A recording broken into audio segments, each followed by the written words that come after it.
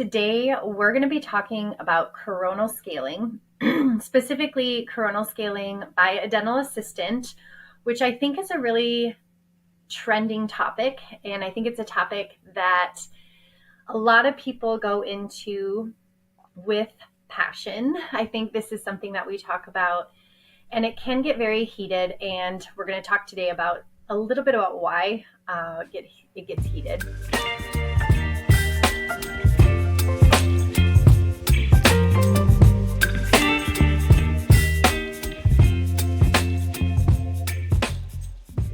Hey everyone, I'm Katie, back with another podcast episode for Grow RDH podcast. But I want to talk about coronal scaling specifically in the context of ethics and why some of the issues do get pretty passionate. There's a lot of ethical dilemmas or ethical conflicts that go into coronal scaling.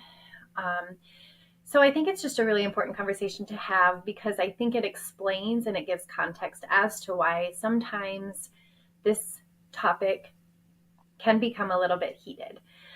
Coronal scaling by a dental assistant is right now only sort of being implemented in different ways in two states.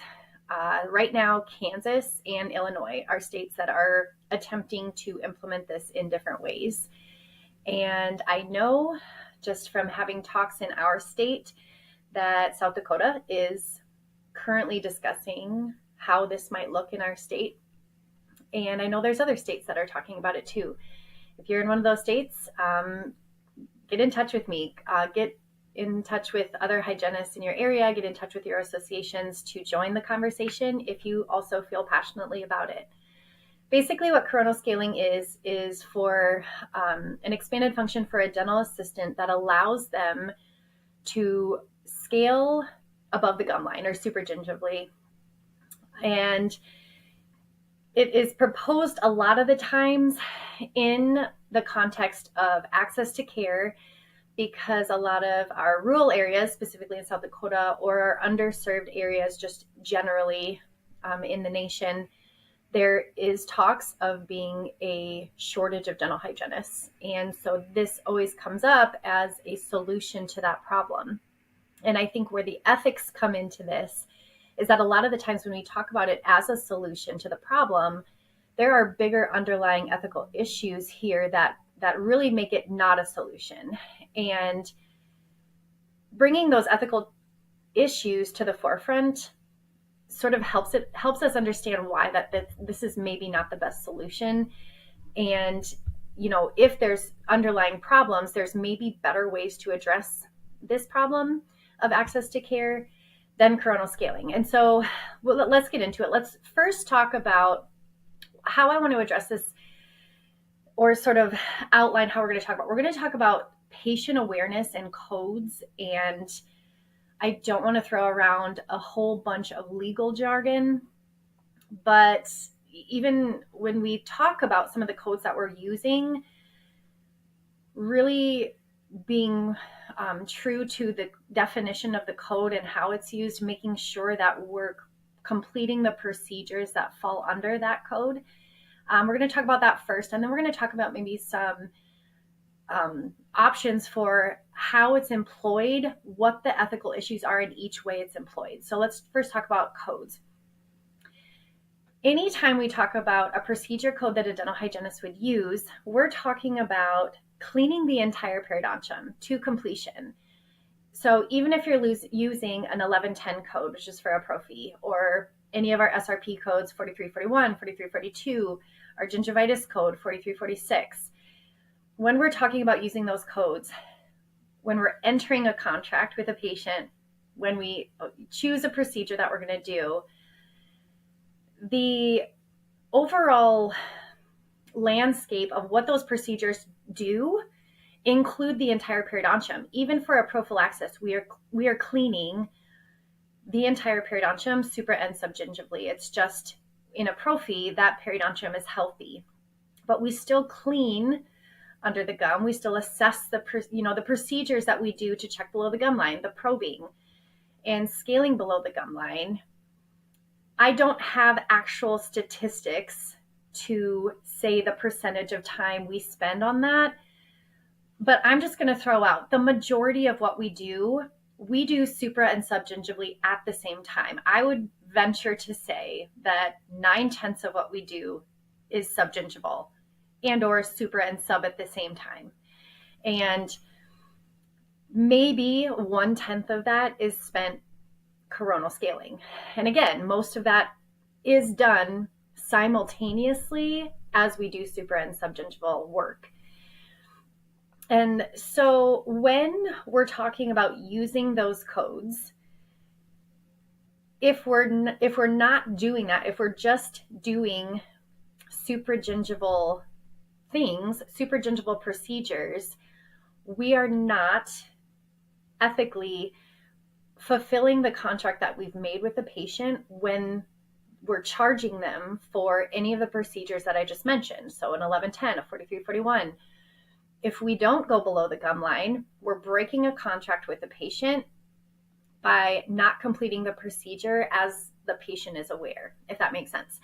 So in terms of how this presents ethical conflicts, I think there's 3 ethical conflicts here that we're going to be talking about. With that landscape, or with that pre-existing knowledge of what the codes we use and the procedures that we do them in, I think 3 options here are available, and either all of these options present an ethical conflict. So let's talk about the first option. The first option, and this is something that was brought up by dentists who have proposed this, is that the assistant would do everything supra first, and then it was the dentist that was planning to come in and complete or finish the cleaning. The ethical problem for me here is you would essentially be doing the same procedure twice, meaning this would almost double the chair time for the patient. So if, for example, we have a patient who has healthy periodontium, we're going to do an 1110 prophy, and we first have an assistant come in, do all the supragingival scaling, polishing, and then we have the dentist come in and do the supra and subgingival periodontal assessment, probing, and finish the cleaning. It would double, almost double. And again, I don't know if this is factually accurate in terms of actual time it would take, but it would almost double if they were doing the whole periodontium to completion, because as we know as hygienists, the services that we do it simultaneously. We do the supra and sub work together simultaneously. And if you think about, if you would actually compartmentalize your job and be like, if you had to only scale supra, I mean, we can't even fathom that. That seems so odd.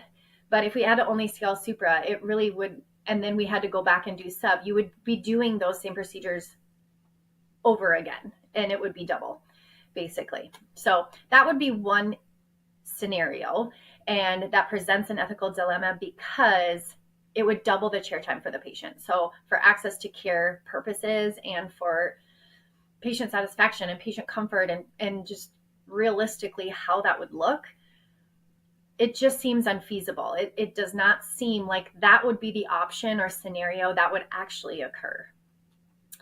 The second option is that you're planning to do the 1110 prophy in this example, and in that 1110 prophy, the assistants are scaling subgingivally.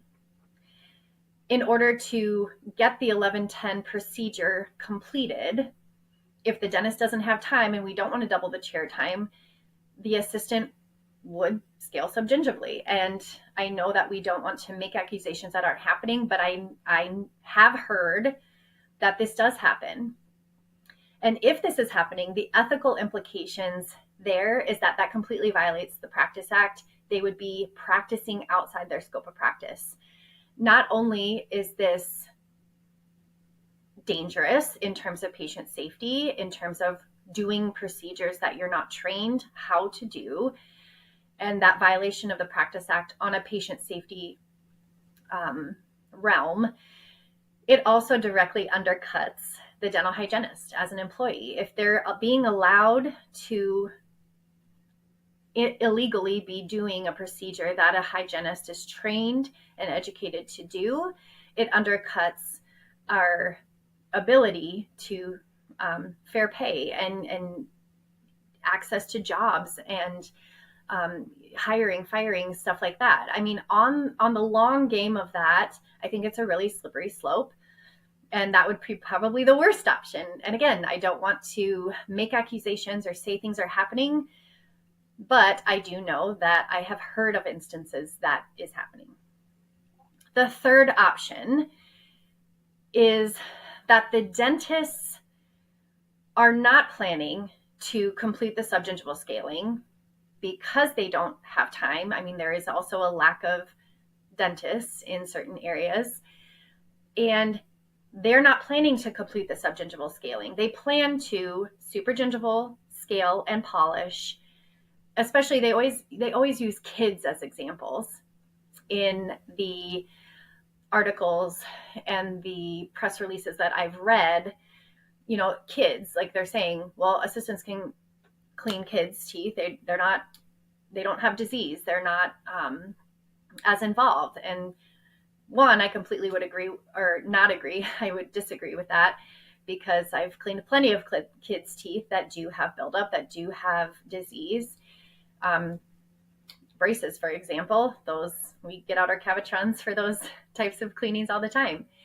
But either way, let's go back to, you know, maybe that subgingival scaling and assessment really isn't happening to its fullest extent, and they're still planning on start charging out the 1110 code.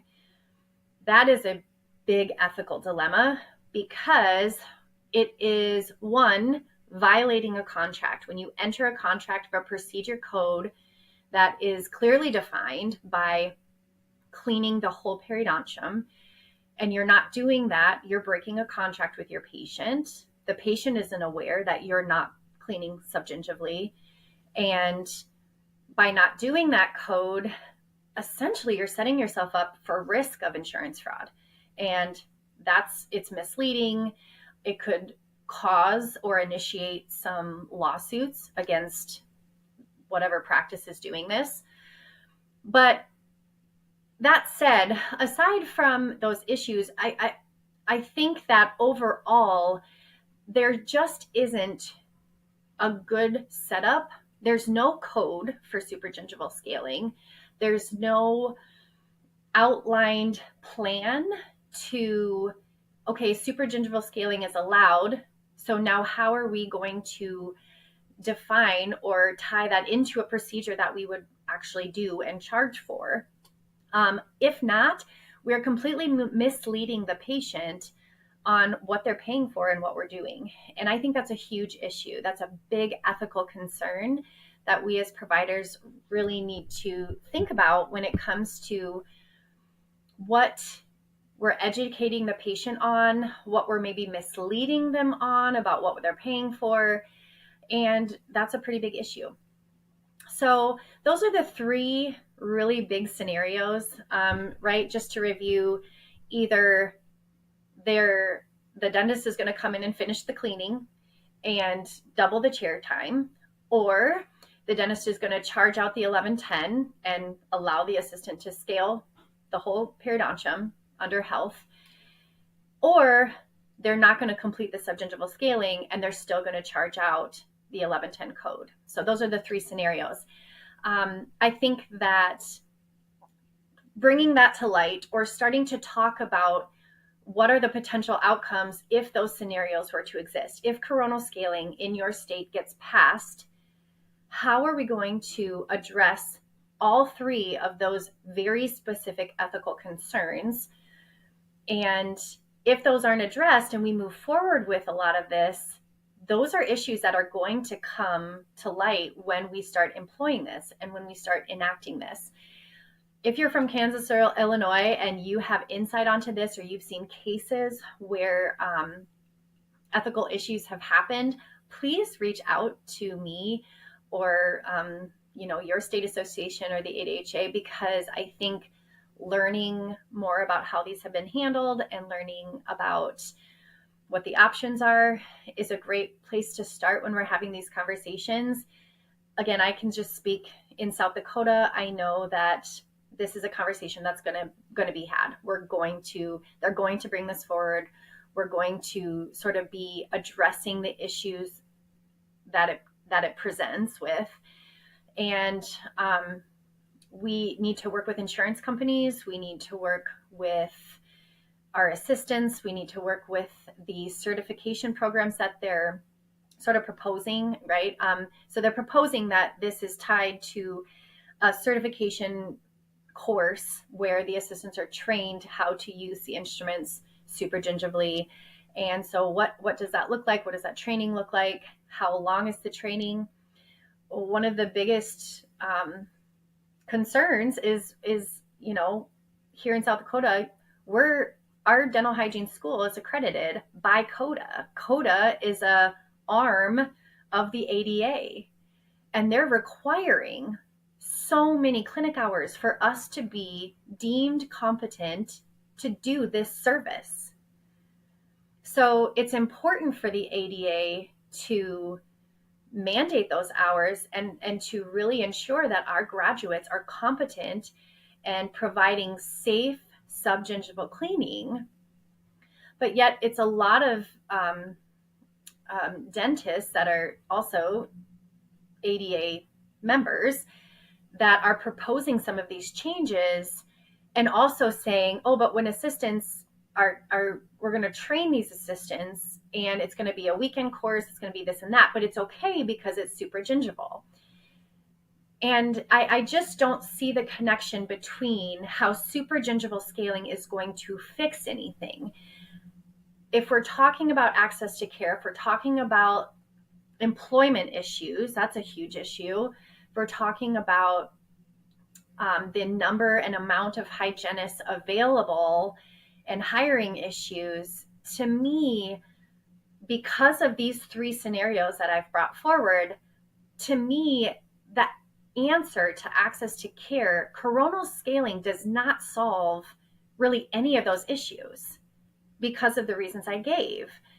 If a dentist has to come behind the assistant and do everything sub that we would have already done, it doesn't solve a lot of the issues that they're trying to address by promoting coronal scaling. And so I think it's a bigger conversation. I think it's a deeper conversation that requires a lot more thought into the why. But why do you want this? And what problems does it solve? Because really, I don't think it's going to solve as many problems as they think it would. And we want the training to be there. If this were to go forward, we need the training to be there. But what does that training look like? Is that going to be CODA approved or CODA mandated? And if it is, what do the hours look like? Is it evidence-based? What is the safety of this?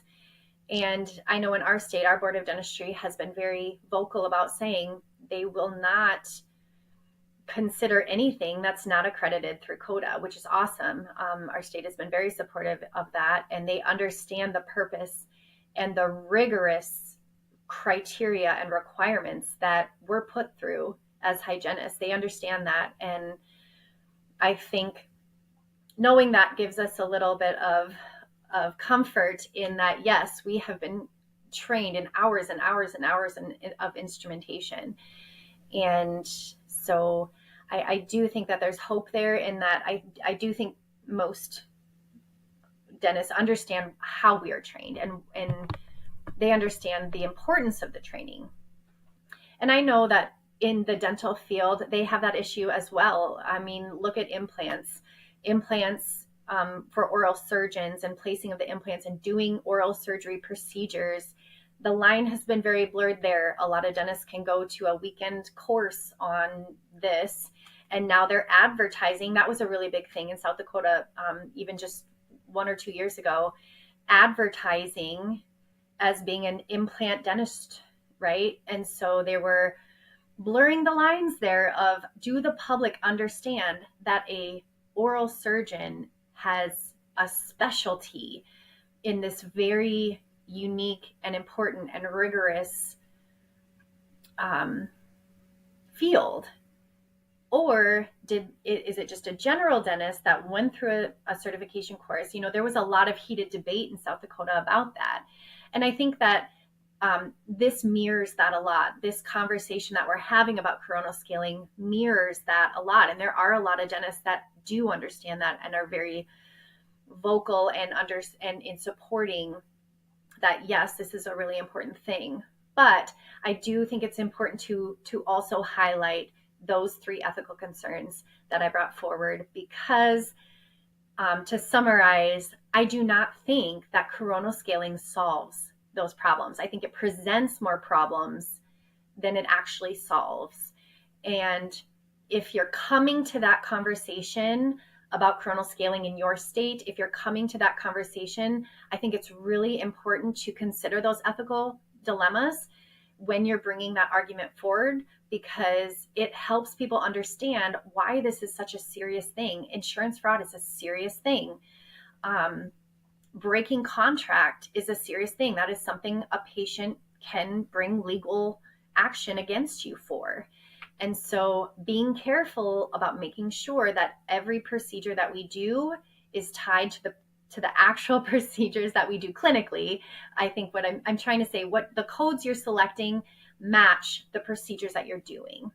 And so I just think it's a really important topic that we're all on the same page on, and really verbalizing well the ethical concerns that come when we're talking about coronal scaling. So if you feel passionately about this subject, which, as you can probably see, I do, please join the conversation. Reach out to me if you are in Kansas or in Illinois and you have experience with some of these ethical concerns that have happened. I think bringing those forward and bringing those to light can help. Also, if you want to join the newsletter, again, I will send these new episodes out in a newsletter, and you can join the community that way. If you are interested in joining the community, I think it's just a really great way to connect and get in touch and get some feedback from other dental hygienists that maybe have dealt with this same issue. So thanks for being here today.